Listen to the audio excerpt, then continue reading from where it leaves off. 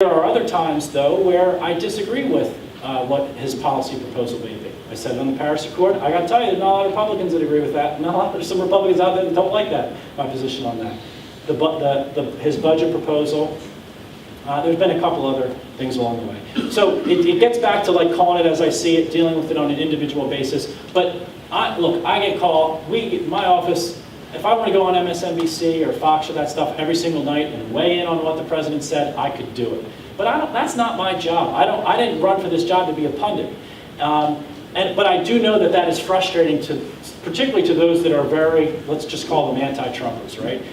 They want to see more, because you can go in there and see Ted Lieu or some of the other Democratic members who like, boom, every single day, firing away 5 or 6 times. And some of it's funny, right? And all of it's, what some people in my own, probably some indivisible people here like that stuff. That's fine, but that's just not what I view my role as a member of Congress.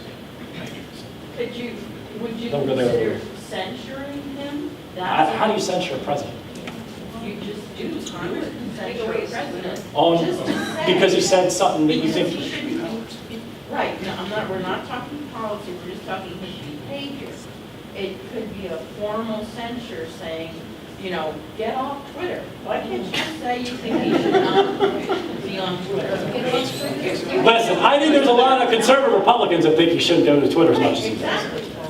I mean, I would say to you this. I think there's a lot of conservatives that were very offended that last week during the health care debate, he was out there blasting his attorney general every single day. Right. So it comes from all quarters. Right, exactly. But that's the thing. There is formal, and I agree with you. The more attention you pay to that, nonsense, the more it takes away from this work I'm doing. Exactly. But you could work together and censure, just give your opinion saying, this does not serve this country well. And that's it, not address every little thing, but just say, pick one main thing and say. Just pick one thing and say. Stop, how about stop tweeting, stop tweeting, something like that. Go ahead.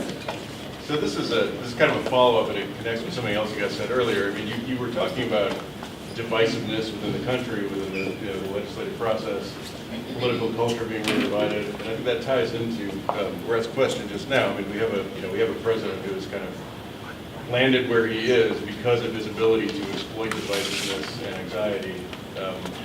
And I think, and so not to interrupt you, but I'll let you finish. But you also do have to understand. I respect what you're saying, but if we go back in time, and I don't want to delve too deeply into this, he also spoke to a lot of voters, a lot of working class Democrats who felt that Hillary Clinton wasn't speaking to them. So I think that a lot of people voted for him for a lot of different reasons. I don't take away from what you said, or I'm not here to disagree with your judgment on that, but I also think there's another side of that. But I apologize for interrupting. I'll let you go. And that's a fair point. I mean, I give you that. And I guess what I'm saying is we don't have a president who's really done a whole lot to counteract the divisiveness that you're talking about. To unify. To put it that way. And I mean, what you said in response to Brett's remark a minute ago about you don't want to put yourself in a pundit position. You don't want to set yourself up as like commenting on every little thing that happens. Right. That makes perfect sense to me, and I think that's a very smart move on the part of somebody in your position. But I guess what I want to know is, what can you do? So this is not. I mean this in a serious way. No, I know. Like you want to create a political culture that's more functional. That's not about scoring points. Sure. You want to be able to communicate across the aisle. How can you build that? So that's a great question. I ask myself that all the time. I struggle with that all the time. And the way I feel philosophically is this. I think every single day I need to try and approach my job in the way that I speak with civility. I think people who are very frustrated need to have avenues to speak with me and to vent to me. I think I need to be outspoken on certain issues that can bring the parties together or that I feel passionately about.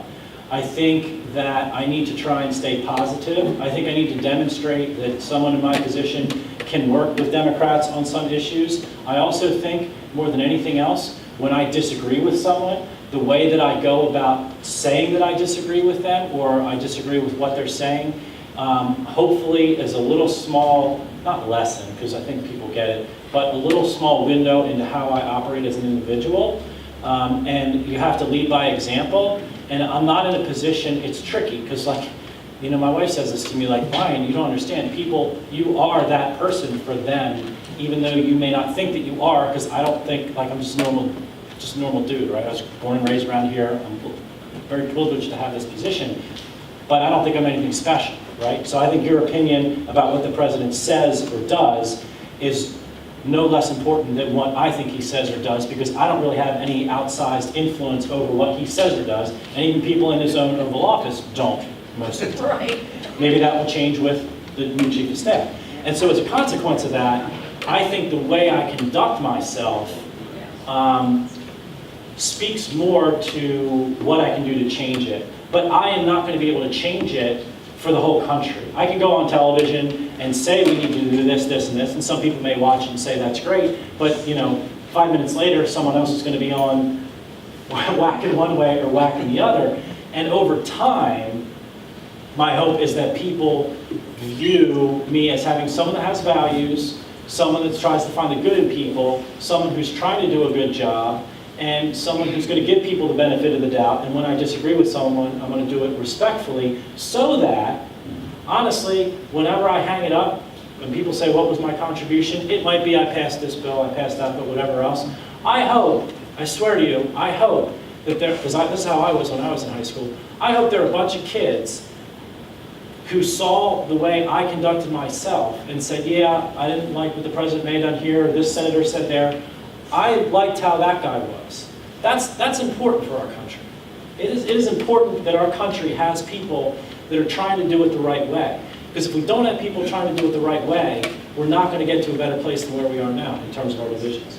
And this is going to be the last question. I think these gentlemen from the Burke Township Police have to get to a national night out of it, so we don't want to hold them too much longer. We're paying you overtime right now, Chief, right? It's after 4? He's an executive. Oh, that's Chief, sorry. All right, so we'll go right there. Yeah, this is on my card. So if the president fires Robert Mueller, what would be your reaction?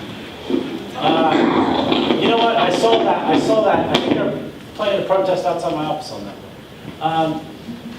Let's assume that there is no factual scenario that would be out there that would give rise to a justifiable fire, right? Like if he were doing something improper, which I don't think that he would, by all accounts, I would find that deeply problematic, I think, and I would probably speak out rather quickly on it. But this is the problem with hypotheticals, and this is why I don't like to do hypotheticals, is you just don't know what you don't know, and you don't know what may come about. Because there's been times in the past where someone will ask me a hypothetical, and I'll be like, oh, I'm definitely for that. And then you realize there's some factual pattern that means, oh, I'm not for that. So, but look, I think that firing, so much happens so quickly. What's the guy's name? I can't even remember anything anymore. No, Scaramucci was good. Yeah, Comey. I think that was a big mistake. And I think that undermined, I think that feeds the fire of the Russia collusion stuff. Whatever's there or isn't there remains to be seen. I don't know. Like, I don't know what I don't know. But I think that Comey, I don't agree with that decision. That's just what I think. So that's the best I can give you. We got to let everybody get out to National Night Out. Thank you all.